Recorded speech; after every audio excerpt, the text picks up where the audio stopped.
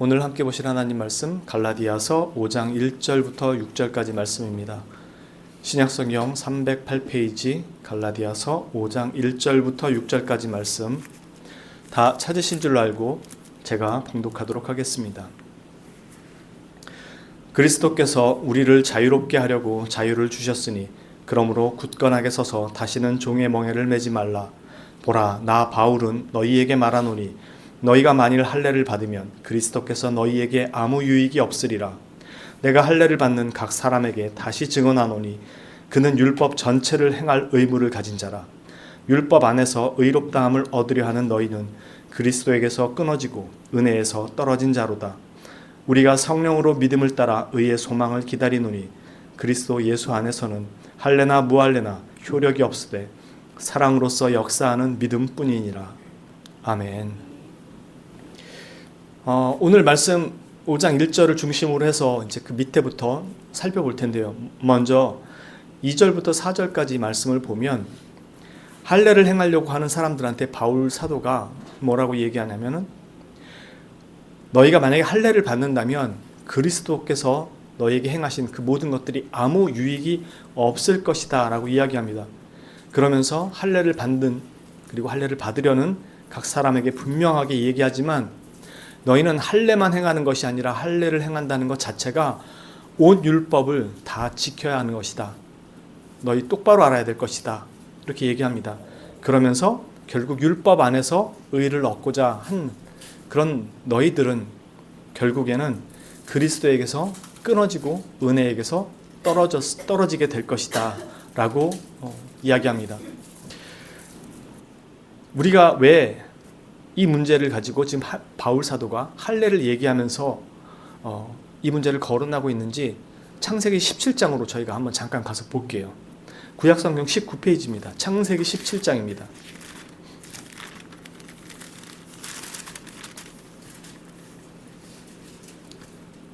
창세기 17장 9절부터 제가 읽겠습니다. 창세기 17장 9절입니다. 하나님이 또 아브라함에게 이르시되 그런즉 너는 내 언약을 지키고 네 후손도 대대로 지키라. 너희 중 남자는 다 할례를 받으라. 이것이 나와 너희와 너희 후손 사이에 지킬 내 언약이니라. 너희는 포피를 베어라. 이것이 나와 너희 사이에 언약의 표징이니라. 너희의 대대로 모든 남자는 집에서 난 자나 또는 너희 자손이 아니라 이방 사람에게서 돈으로 산 자를 막론하고 난 지 8일 만에 할례를 받을 것이라. 너희 집에서 난 자든지 너희 돈으로 산 자든지 할례를 받아야 하리니 이에 내 언약이 너희 살에 있어 영원한 언약이 되려니와 할례를 받지 아니한 남자 곧 포피를 베지 아니한 자는 백성 중에서 끊어지리니 그가 내 언약을 배반하였음이니라. 하나님이 또 아브라함에게 이르시되 네 아내 사레는 이름을 사레라 하지 말고 사라라 하라. 내가 그에게 복을 주어 그가 네게 아들을 낳아 주게 하며 내가 그에게 복을 주어 그를 여러 민족의 어머니가 되게 하리니 민족의 여러 왕이 그에게서 나리라. 아브라함이 엎드려 웃으며 마음속으로 이르되 100세 된 사람이 어찌 자식을 낳을까? 사라는 99세니 어찌 출산하리요 하고 아브라함이 이에 하나님께 아뢰되 이스마엘이나 하나님 앞에 살기를 원하나이다. 하나님이 이르시되 아니라 네 아내 사라가 네게 아들을 낳으리니 너는 그 이름을 이삭이라 하라. 내가 그와 내 언약을 세우리니 그의 후손에게 영원한 언약이 되리라. 이스마엘에 대하여는 내가 네 말을 들었나니 내가 그에게 복을 주어 그를 매우 크게 생육하고 번성하게 할지라. 그가 12두령을 낳으리니 내가 그를 큰 나라가 되게 하려니와 내 언약은 내가 내년 이 시기에 사라가 네게 낳을 이삭과 세우리라. 하나님이 아브라함과 말씀을 마치시고 그를 떠나 올라가셨더라.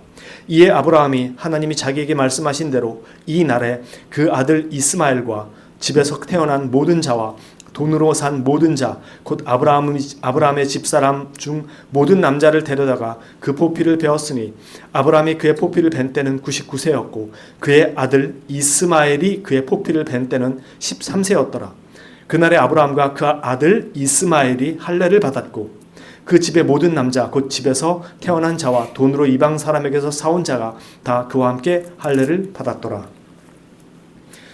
사라의 아들 이삭이죠. 하갈의 아들 이스마엘이고요.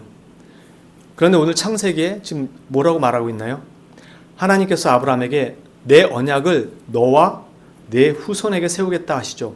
그러면서 사라가 낳은 이삭과 내 언약을 세우겠다고 하십니다. 그리고 태어난 지 8일 만에 할례를 받으라고 하십니다. 그래서 아브라함은 지금 자신의 집안에 있는 모든 사람, 자신을 포함해서 모든 사람을 다 할례 받게 합니다. 종들까지 포함해서 말이죠. 여기에 누가 포함되어 있나요? 하갈의 아들 이스마엘이 포함되어 있습니다. 그런데 갈라디아서는 뭐라고 말하나요? 이삭은 사라의 아들로 자유 있는 자라고 말하지만 하갈의 아들 이스마엘은 종의 자녀라고 얘기합니다. 분명 이스마엘은 할례를 받았어요. 내가 너희 후손 대대로 세울 언약이라고 했습니다. 그 언약의 증표가 할례예요. 그런데 이스마엘은 할례를 받았어요. 그런데 누구의 자녀라고 얘기해요? 종의 자녀라고 얘기해요. 이삭을 약속의 자녀라고 얘기합니다. 왜 그랬을까요? 신명기 16절에 보면 모세는 가나안 땅에 들어가지 못하고 죽게 되죠. 그래서 이스라엘 백성이 가나안 땅에 들어가기 전에 마지막으로 하나님의 말씀을 다시 전하죠. 그게 신명기죠. 그때 신명기 10장 16절에 이렇게 말합니다. 그러므로 너희는 마음에 할례를 행하고 다시는 목을 곧게 하지 말라. 마음에 할례를 행하라고 얘기합니다. 그러나 결국 이스라엘 백성은 가나안 땅에 들어와서 이 말씀을 끝까지 지키지 못합니다. 육체의 할례의 표식은 새겨졌지만 마음에 할례를 행하지는 못했습니다. 이때가 대략 기원전 1406년으로 봅니다. 그리고 이스라엘이 멸망한 때가 북이스라엘 남유다 멸망한 때가 북이스라엘 기원전 722년 남유다가 586년경에 멸망을 합니다. 대략 가나안 땅에 들어간 다음에 820년 정도 후에 멸망한 겁니다. 그러니까 820년 동안 한 번도 제대로 마음에 할례를 행하지 못했다는 뜻입니다. 이스라엘은 끊임없는 배역과 배반과 패역이 있었고 하나님은 끊임없는 진노와 함께 그들을 향한 용서와 자비와 긍휼이 있었습니다. 그리고 회개의 요구가 있었고요. 그렇지만 이스라엘은 끝내 마음의 할례를 받지 않았기 때문에 돌이키지 못하고 멸망의 길을 걷습니다. 그래서 하나님께서 결국 예레미야 선지자를 통해서 이스라엘의 멸망을 선포하며 전하게 하신 말씀 중에 그 이유가 나옵니다. 예레미야 9장 25절부터 26절 말씀입니다. 여호와의 말씀이니라. 보라, 날이 이르면 할례 받은 자와 할례 받지 못한 자를 내가 다 벌하리니 곧 애굽과 유다와 에돔과 암몬 자손과 모압과 및 광야에 살면서 살적을 깎은 자들에게라. 무릇 모든 민족은 할례를 받지 못하였고 이스라엘은 마음의 할례를 받지 못하였느니라 하셨느니라. 왜 멸망한다고요? 육체의 할례를 못 받아서가 아니고 마음의 할례를 못 받아서 다 멸망했다고 말합니다. 결국 이들의 문제는 육체의 할례가 아니라 마음의 할례를 행해야 했던 것을 말해줍니다. 이스마엘이 왜 할례를 받았음에도 종의 자녀로 남게 된 것인지 분명히 알 수 있게 됩니다. 한편 이삭은 왜 자유자의 자녀라고 말하는지도 알 수 있게 됩니다.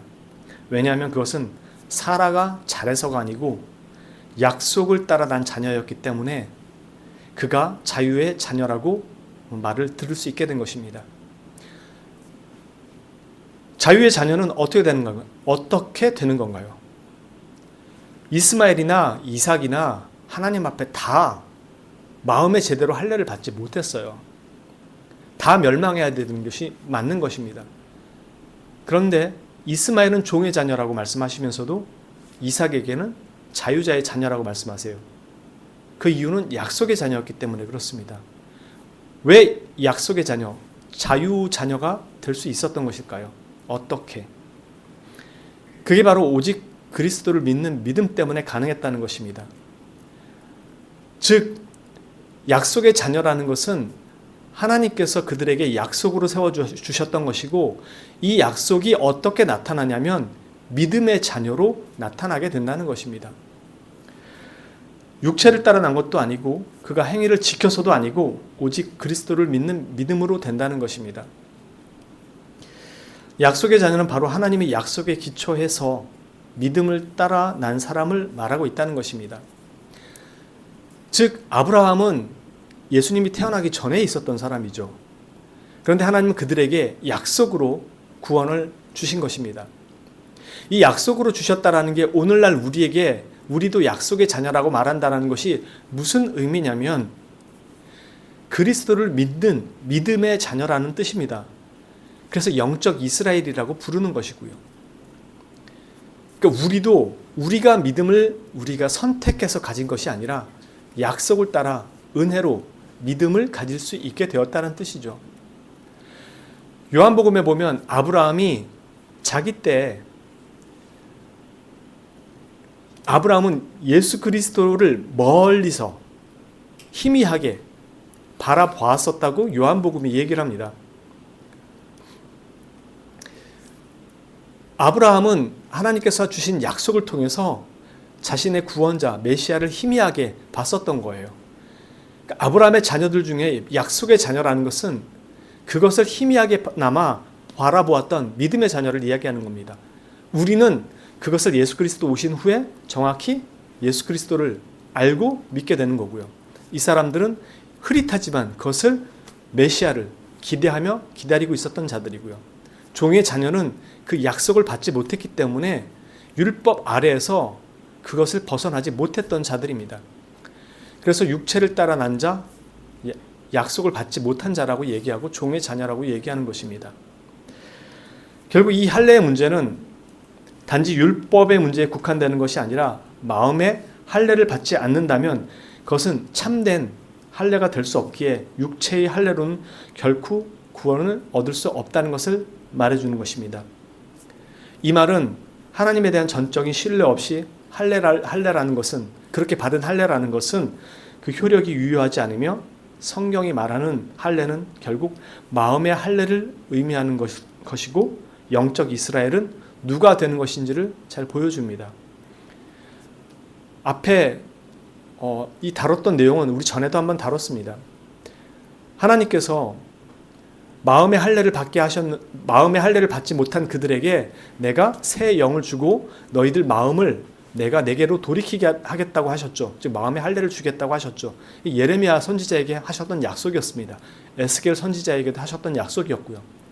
그 약속이 예수 그리스도로 말미암아 성취가 된 것이고요. 그러니까 우리는 마음의 할례를 받은 자들이 되었다는 뜻이죠.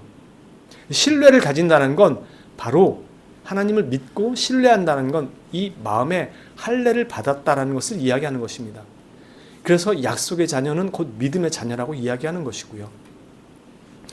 그래서 다음 구절 5절에 의의 소망에 대해서 이야기하는 것입니다. 갈라디아서 5장 5절에 우리가 성령으로 믿음을 따라 의의 소망을 기다리노니 라고 이야기하는 이유가 바로 그것입니다. 지금 여기서 바울 사도는 성령으로 믿음을 따라 기다린다라는 것이 바로 의의 소망, 그것을 기다린다라고 이야기하는데 그 말은 우리 안에 자격을 가지고 얻은 것이 아니라는 뜻입니다. 성령으로 말미암아 우리가 얻었다라는 것이죠. 앞에 갈라디아서 3장 1절에서 3절까지 보면 이미 바울 사도가 갈라디아 교인들이 율법으로 돌아가려고 하는 것에 대해서 다시 한번 지적하는 부분이 있습니다. 갈라디아서 3장 1절부터 3절까지 보면 뭐라고 하냐면 어리석도다 갈라디아 사람들아 예수 그리스도께서 십자가에 못 박히신 것이 너희 눈앞에 밝히 보이거늘 누가 너희를 꾀더냐 내가 너희에게서 다만 이것을 알려 하노니 너희가 성령을 받은 것이 율법의 행위로냐 혹은 듣고 믿음으로냐 너희가 이같이 어리석으냐 성령으로 시작하였다가 이제는 육체로 마치려느냐. 지금 여기 보는 것처럼 우리가 성령으로 믿음을 따라 의의 소망을 기다린다라고 할 때는 이 성령을 너희가 행위로 받았느냐 다시 한번 지적하는 것입니다. 우리는 이 성령을 믿음으로 받은 것이고요. 그리고 이 믿음은 이미 하나님께서 말씀하신 대로 내가 내 영을 너희에게 부어 나를 믿고 나를 따라오는 그 마음의 할례를 행하겠다고 하나님께서 약속하신 그 일이 성취된 것을 의미하는 것입니다.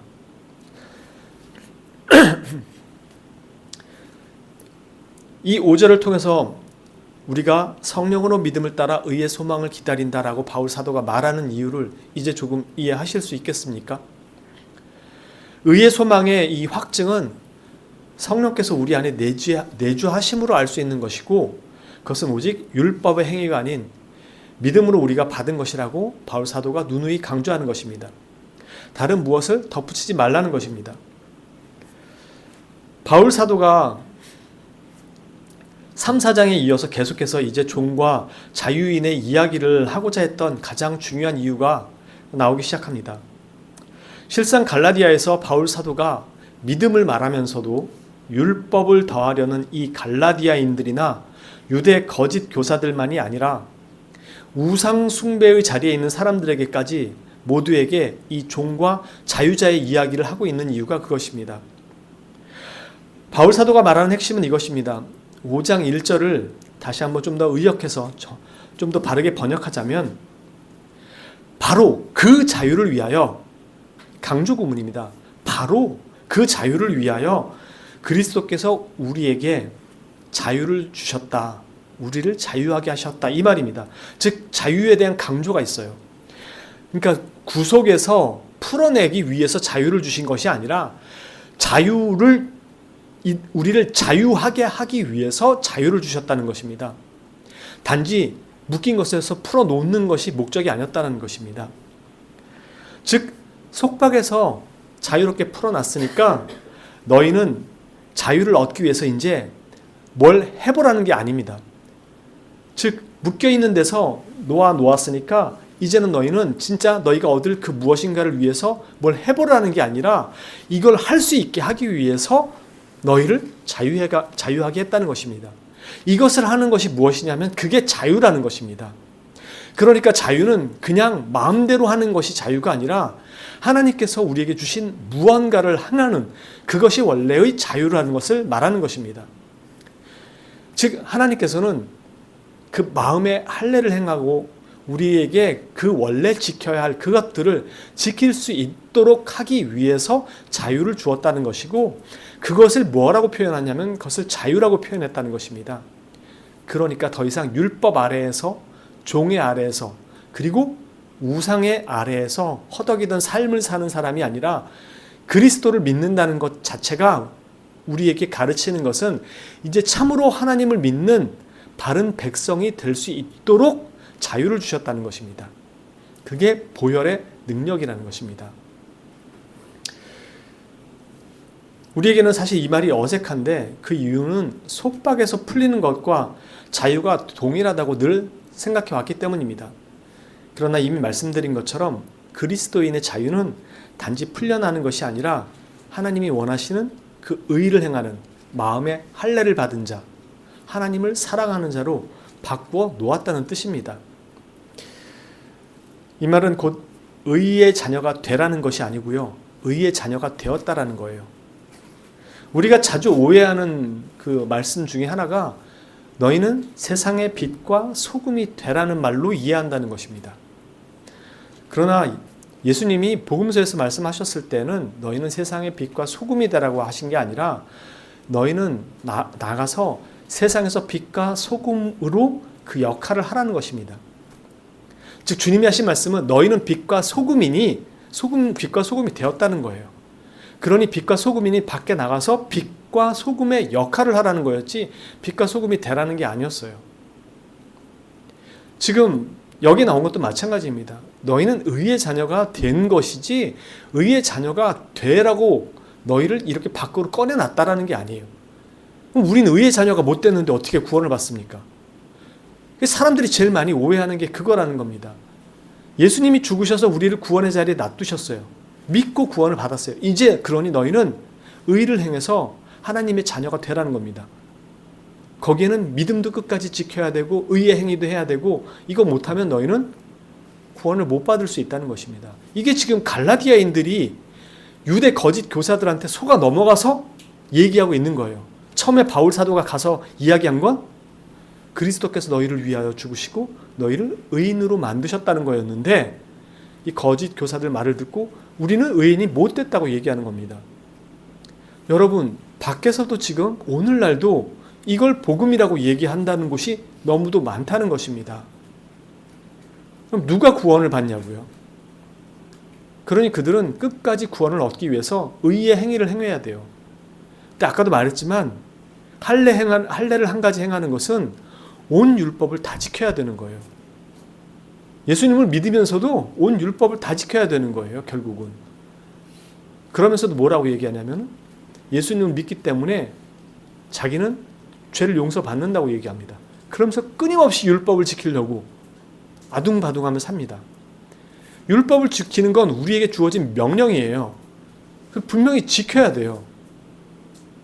그런데 예수 그리스도를 믿는데 율법을 못 지키면 구원을 못 받는다? 이건 율법의 멍에를 진 거하고 똑같습니다.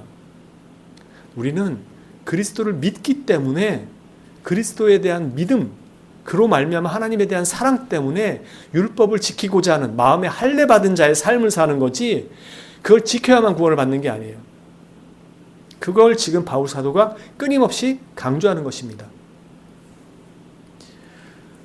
우리는 하나님께 인정받기 위해서 무엇을 해야 하는 존재가 아니라는 것을 거듭거듭 지금 바울 사도가 강조하는 것입니다. 우리는 이미 그리스도의 대속으로 말미암아 완전히 하나님께 받아들여졌고, 이 말은 곧 우리는 그분께 의롭다는 인정을 받았다는 것입니다. 그래서 이 인정을 얻기 위해서 뭔가를 여기에 자꾸 덧붙이거나 뭔가를 더 필요로 할 것이 없다는 것입니다. 지금 갈라디아인들에게 거짓 교사들이 이 짓거리를 하고 있었던 거예요. 그래서 바울 사도가 노발대발하면서 내가 전하는 복음 외에 다른 복음을 전하는 자는 저주를 받으라고 이야기하는 것입니다. 왜냐하면 그들을 다시 율법의 멍에의 자리로, 배교의 자리로, 그리스도와 자신을 목을 잘라서 분리시키는 자리로 가는 것이기 때문에 그렇습니다. 그래서 너희가 만약 그렇게 한다면 그것은 단지 할례만을 행하는 것이 아니라 온 율법을 다 지키려는 자리로 돌아가는 것이라고 이야기하는 것이죠. 이것이 그리스도를 모르는 사람들에게는 어떤 것으로 나타나게 되냐면, 이 세상으로부터 인정을 받기 위해서 치열하게 사는 삶, 권모, 술수, 모략에 능숙한 삶으로 이끌 수밖에 없게 됩니다. 자신이 속한 그 공동체 안에서, 자신이 속한 그 사회의 어떤 부류들 안에서 인정을 받기 위해서 무던히도 아둥바둥하며 살 수밖에 없게 됩니다. 어떤 사람은 돈이 그 역할을 한다고 생각하는 사람이 있을 거고요. 어떤 사람은 권력이나 명예가 그런 것을 한다고 생각하는 사람이 있습니다. 어떤 사람은, 특히나 젊은 사람들은 외모가 그 역할을 한다고 생각하는 사람들이 있습니다. 무던히도 사람들한테 인정받기 위해서 아둥바둥하며 치열하게 자신의 삶을 거기다가 바치는 경우가 많습니다. 어떤 사람은 관계를 형성하기 위해서 무던히도 아둥바둥할 것입니다. 그렇게 인정받으려고요. 그리스도인들 가운데서도 많고요. 특히나 고린도서에 보면 여자들에 대해서 조심하라고 얘기합니다. 3, 3, 5 모여서 떠들면서 남의 뒷이야기하고, 남의 뒷이야기할 때 자신이 정당하다는 걸 입증하기 위해서 상대방을 내 편으로 끌어들입니다. 이건 비단 여자들뿐만 아니라 남자들도 그러고요. 목사들조차도 장로들을 하고, 심지어 장로들을 자기 손에 놓고 컨트롤하기 위해서 A 장로 몰래 B 장로를 불러서 자기 편으로 설득시키고 자기 사람으로 만듭니다. 이런 식의 사람들이 상대방을 내 사람으로 끌어들여서 인정받으려는 사람들이 되게 많습니다. 왜냐하면 그 공동체 안에서 자신의 위치와 지위를 확보하고 싶어서요. 그리스도인도 똑같죠. 지금 이렇게 사는 세상 사람들은 왜 이렇게 치열하게 살아가려고 하는 걸까요? 왜 이것을 얻기 위해 치열하게 살아가는 현장이 이들에게 자유인의 삶이라고 말할 수 있는 것일까요? 이건 누가 봐도 종노릇하는 것이죠. 자기가 자기 삶의 주도권을 가지지 못하고 인정을 남으로부터 얻기 위한 그 도구에 대한 종으로 전락해서 살아가고 있을 뿐입니다. 사람들이 자존심 하는데요. 자존심은 절대로 자기가 못 지킵니다. 사람들이 자신을 비난하거나 비판에 따라서 자존심 상해. 그러면서 사람들한테 바득바득 큰 소리 치며 덤비는 사람들이 있습니다. 자기 자존심 지키겠다고요. 안 지켜지죠. 이미 사람들 눈에는 그 사람이 별 볼 일 없는 사람인데. 자존심은 타인이 지켜주는 겁니다. 결국. 그래서 그거 얻어보려고 타인한테 아둥바둥 하는 거죠. 지금 갈라디아인들은 믿음 없는 자들이 아니라 믿는 자들입니다. 그런데 지금 이 사람들이 하나님께 인정받기 위해서 율법으로 돌아가려고 하는 거예요. 그들의 삶이 얼마나 고달프고 치열하겠습니까? 얼마나 힘겨운 멍에를 메고 종노릇하면서 살아가겠어요. 지금 예수 그리스도께서 그들을 이 종의 자리에서 자유의 자리로, 자녀의 자리로 옮겨주셨는데 스스로 종노릇하는 자리로 다시 돌아가려고 하는 겁니다. 인정받아 보겠다고요. 이 얼마나 한심하고 어리석은 행동입니까? 자신들은 그게 경건하고 의롭다고 여기고 지금 그러고 있는 거예요. 제가 누누이 말씀드리지만 성화는 이런 식으로 얻어지지 않습니다. 성화는 우리가 그리스도에게 접붙어 있을 때, 그분 앞에 무릎 꿇고 있을 때, 그분 바짓가랑이 붙들고 있을 때 성화라고 얘기하는 겁니다. 오직 그분 안에서만 우리가 가능하기 때문에요. 그러나 이들은 자기 스스로 그 경건을 세워야 되는 줄로 생각하고 지금 그리스도를 온전하게 믿지 못하고 부족한 부분들을 자신의 의로 채우려고 하는 것이죠. 결국 자기 의만 세우는 것이지 은혜를 전혀 모르는 거예요.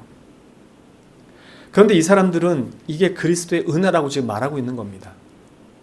이게 정말 은혜입니까?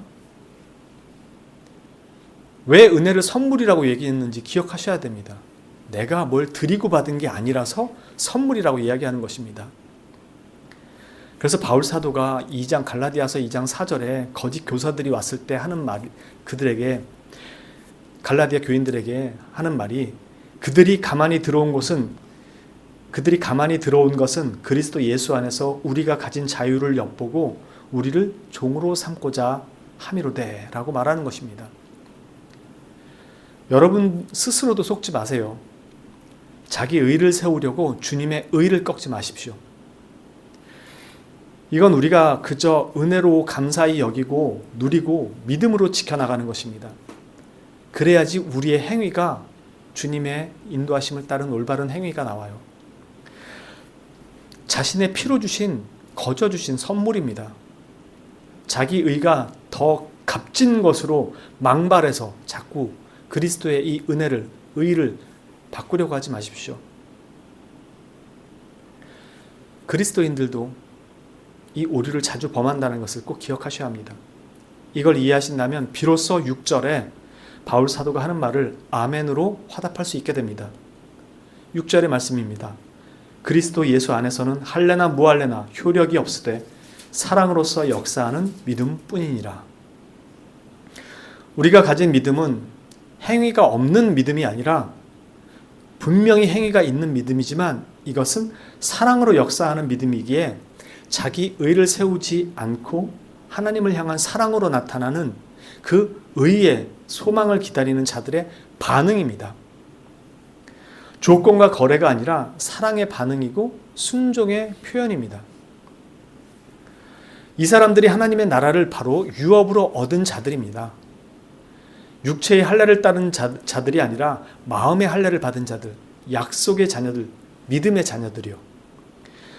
그 약속된 유업을 받는 자들이기에 유업을 받기 위해서 학업을 하고 훈련을 하는 것이 아니라 유업을 상속받았기에 그것을 경영하고 누리고 그것을 지키고 그것을 나누기 위해서 학업을 하는 거고 훈련을 하는 것입니다.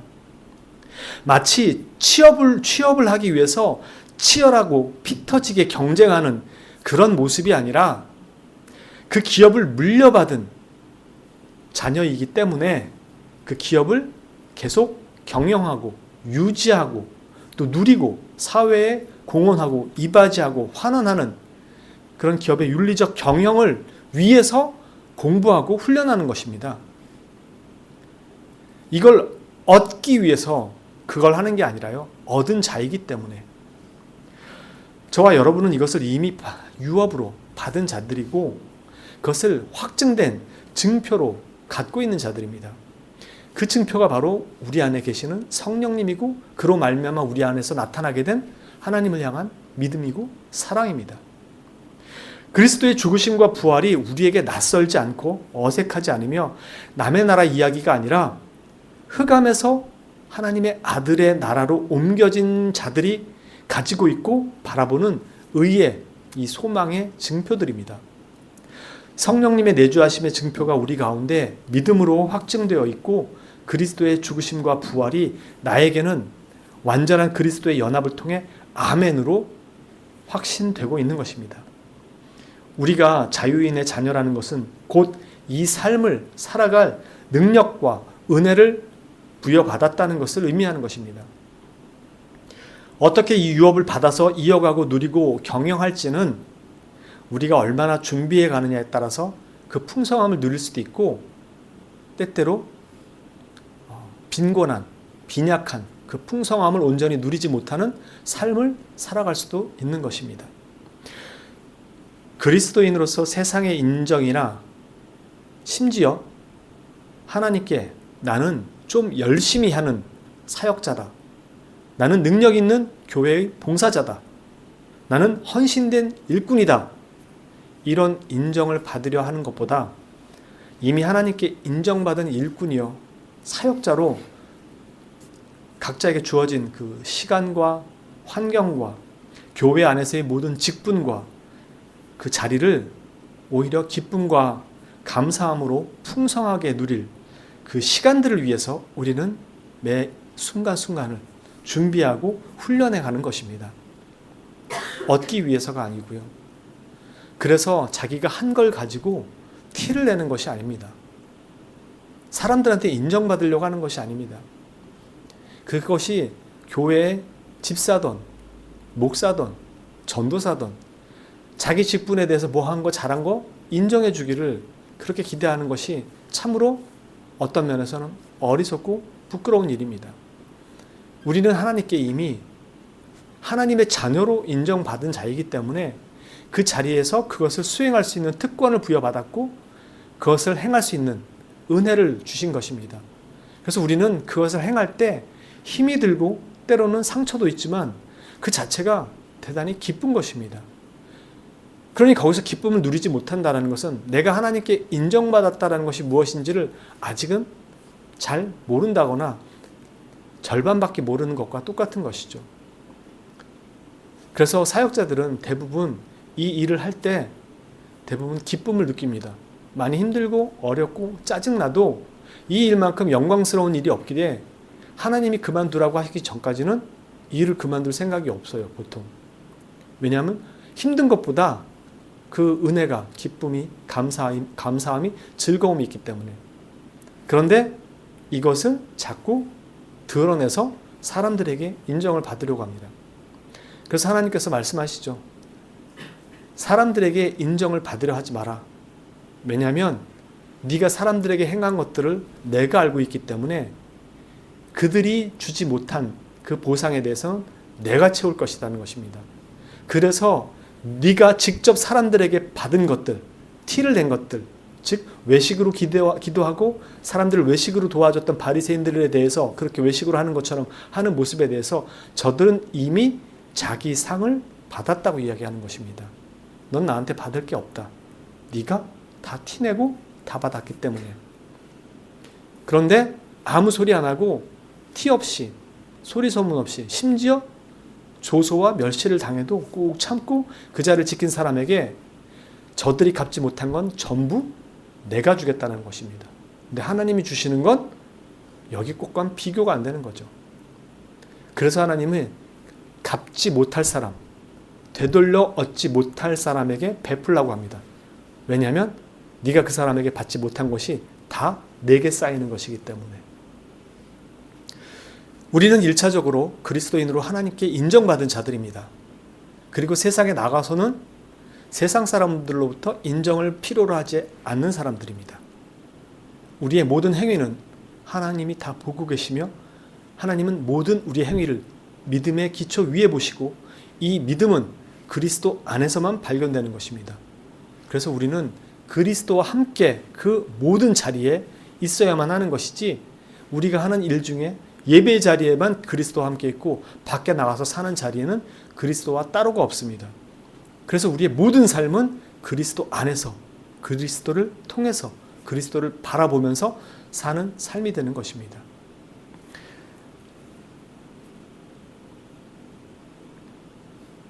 여러분 모두 이런 그리스도인으로서 하나님께 인정받은 자로서의 그 삶을 지켜가실 수 있기를 바랍니다.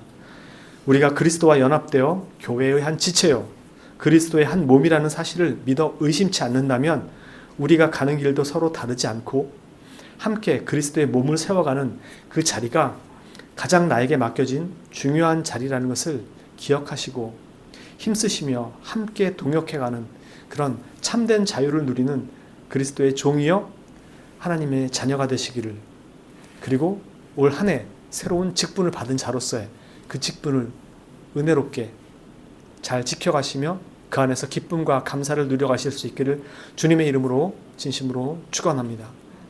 기도합니다. 참으로 거룩하신 하나님 아버지 감사합니다.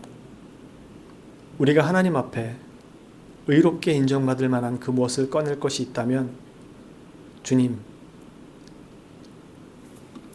참으로 저희의 의가 주님의 그 은혜와 크심을 가려보겠다라는 그 말과 전혀 다르지 않음을 다시 확인하게 됩니다. 주님, 우리가 가진 의는 오직 주 예수 그리스도의 의밖에 없으며 우리는 오직 이것도 하나님의 은혜로 받은 것임을 다시 한번 고백합니다.